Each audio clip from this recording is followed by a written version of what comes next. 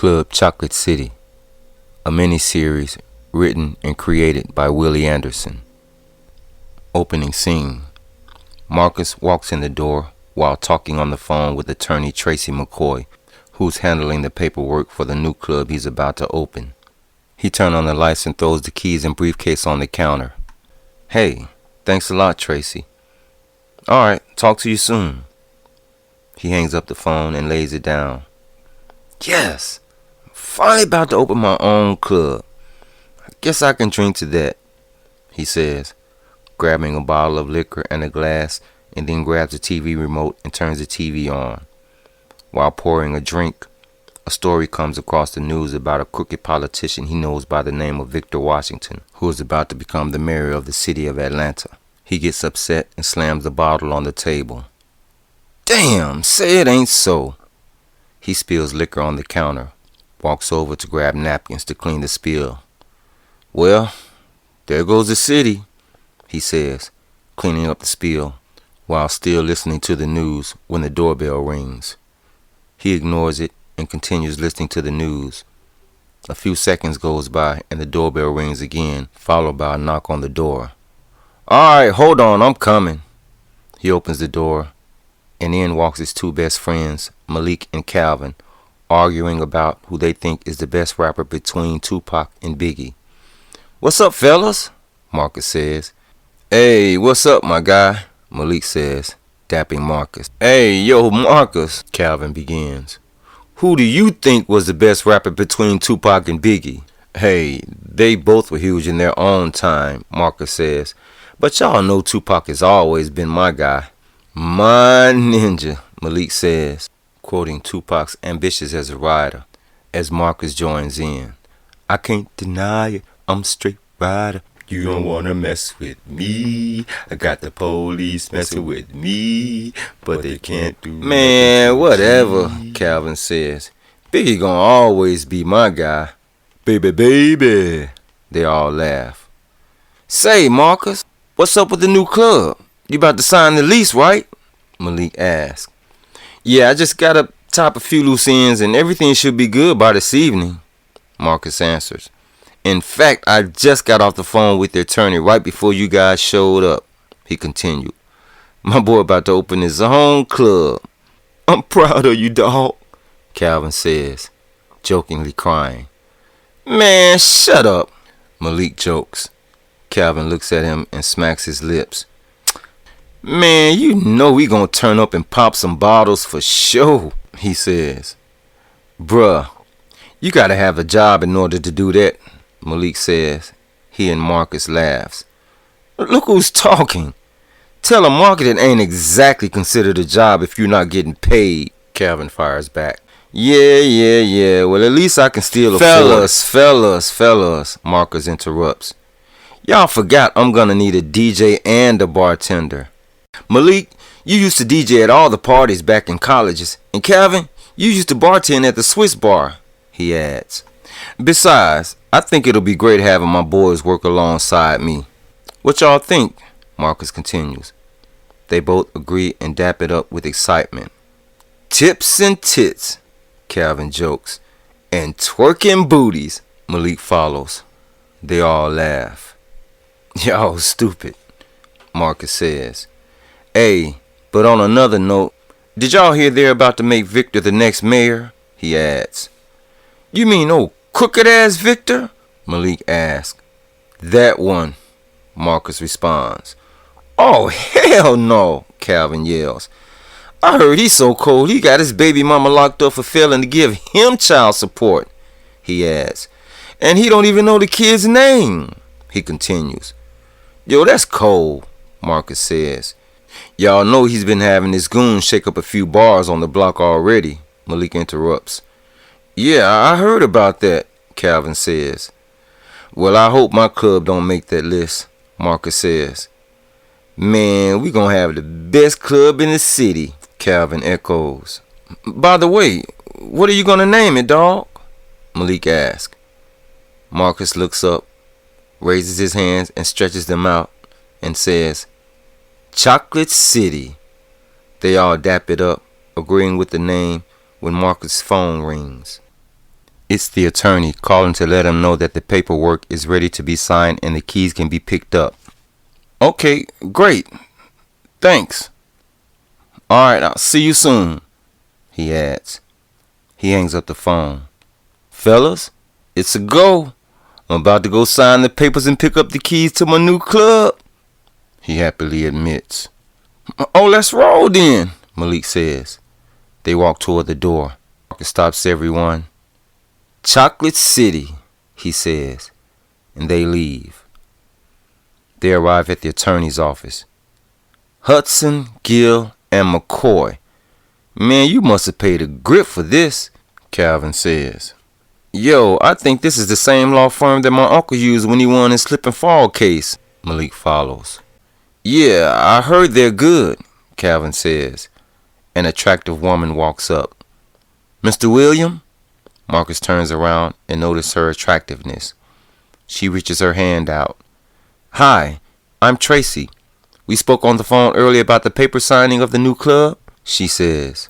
Oh, yes, of course. It's finally nice to meet you, Tracy, he replies, shaking her hand. It's nice to finally meet you too, Tracy responds. You want to follow me to my office so we can go over things? She asks. Sure, you lead the way, Marcus says. They both walk to the back while Malik and Calvin is having small talk about the law firm and how fine they think Tracy is. They pick up a magazine and starts pointing, conversing about things in the magazine. A couple minutes go by. Marcus and Tracy walks from the back. So, how does it feel to open your own nightclub? Tracy asks Marcus. Oh man, it's like a dream come true, he responds. It's something I've been wanting to do for a long time now, he adds. Well, I'm happy for you, she says. Thanks, he responds. You know you're invited to the grand opening, he tells her. Bring your friends, and you got a bottle and a section on me. VIP treatment? She says. I'm gonna hold you to that, and plus I do like a good night out with my girls, she adds. Cool. Well, it was great getting acquainted with you, and I hope to see you at the grand opening of the club, Marcus says. She smiles. You have my card. Call me with the details. Will do, he says. She turns and leaves. He walks away excited, holding the keys and the papers in his hand. Man, she is finer than a mother, Calvin says. So which one is she? Hudson, Gill, or McCoy? Malik follows. She's McCoy, Marcus answers. Nah, she is fine. Man, you gotta get with her, Calvin says. I don't know, I think I might be out of her league, Marcus responds. Nah, dog, she might be out of your league, Malik says. Yeah, you a business owner now, dog, Calvin follows, and they leave. Marcus is back at home, getting ready for the grand opening of Chocolate City. Music is playing low while he's figuring out which suit to wear. There's a knock on the door. Come in, he yells, turning the music down. A young lady walks in with gift in hand. Keisha, Marcus yells. What's up, sis? Oh, nothing much, she replies. I just stopped by to congratulate my big bro on opening his own club. You know, Mama will be so proud of you, she says. Yeah, I miss her every day, Marcus responds. Well, she's around because I be feeling her presence all the time, Keisha says. Anyway, I brought you a little club warming gift. She hands him a bag wrapped in decorative paper with a bow. He opens it. Wow, a bottle of Ace of Spades? Damn, sis, I appreciate that, he says, leaning forward to give her a hug. This is going on display, he says. It's for you to drink, but you can do whatever you want to do with it. It is yours, she says, walking toward the couch to pick up her purse. Anyway, I got to get home and start cooking. My man is coming over and we're going to get out. Yeah, I think I get the message, sis, Marcus interrupts. What? I was just going to say get our grub on. Keisha laughs. Bye, boy. Love you, she says, walking toward the door. All right, love you too, sis. And drive safe, he yells. I will. she responds. And don't be giving free drinks to every pretty girl you see come up in the club, she adds. All right, I won't, he responds. She leaves. He goes back trying to figure out which suit to wear tonight. His phone goes off. He looks at the caller ID with a puzzled face. Hello? He answers. Good evening, Mr. William. This is Tracy McCoy, the attorney, she says. Hey, Tracy, is everything okay? He responds. Yes, everything is okay. I'm just calling to let you know that everything has been finalized and wanted to congratulate you once again, she says. Thanks again, he responds. And please call me Marcus. Well, okay, Marcus, she says. You know we're having our grand opening tonight and I would love to see you there, he tells her. You know, I just might take you up on that. That's if I'm not too tired after I leave here, she responds. Well, if you show up, I got you, he tells her. All right, I gotta go. Talk to you soon, she says. I have a client coming in. All right, take care, Marcus replies and ends the call. He finally chooses which suit to wear and heads to the back.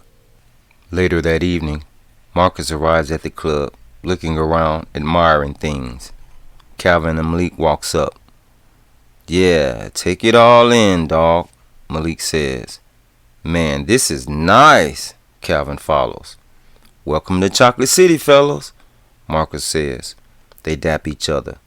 Malik walks over to the DJ booth and Calvin heads over to the bar.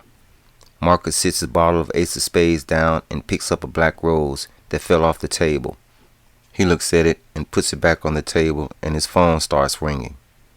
He opens the phone and looks at the caller ID. Now who's calling me from an unknown number? He says. Hello? He answers. Is this Marcus? A mysterious voice from the other end asks. Yeah, this is Marcus. Who's speaking? He inquires. My guys will be by there to collect the dues at the end of each month, the mysterious voice said on the other end. Yo, who is this and what dues are you talking about? Marcus demands. The phone goes dead. Hello? Hello? Marcus yells. You okay, dawg? Who was that? Malik asked. I don't know, must have been the wrong number or something, he replied. It was kind of creepy though, he adds. Anyway, are we all set for the grand opening? He asked Malik.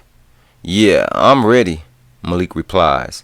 Yeah, I think I'm good to go too, Calvin responds. Cool. The rest of the crew should be showing up any minute now, Marcus says. Calvin looks out the window. I see we got a line outside already, he says. In walks two young ladies and introduce themselves as the Bottle Girls, Mariah and Trish, followed by the bouncer, Big Mike. Everyone takes a few minutes getting acquainted with each other. Alright guys, we'll be opening the doors in a few minutes, Marcus yells. They all take another minute getting acquainted and starts to disperse when Big Mike starts letting the customers in. Music starts playing low. Marcus is at the door greeting the guests. People starts walking toward the bar, sitting at tables, as a few other couples walk to the dance floor and starts dancing. Malik walks up. They're coming in, dawg, he says. And the women are all 10s, he adds. Yeah, everything's looking good so far, Marcus responds. Everyone is enjoying themselves, the drinks are flowing, and the music is nice, Marcus adds. For sure, Malik agrees. They dap and he heads back to the DJ booth. A couple ladies walks up to congratulate Marcus. A few guys fist pump him and a couple more ladies give him a hug and tell them how proud they are of him. Your mama would be so proud, young man, one lady says. Aw, thanks. You ladies are beautiful, Marcus responds. Enjoy yourself, ladies, he adds. Excuse me. He walks to the bar to check up on Calvin when he receives a text message. He opens the text and reads it.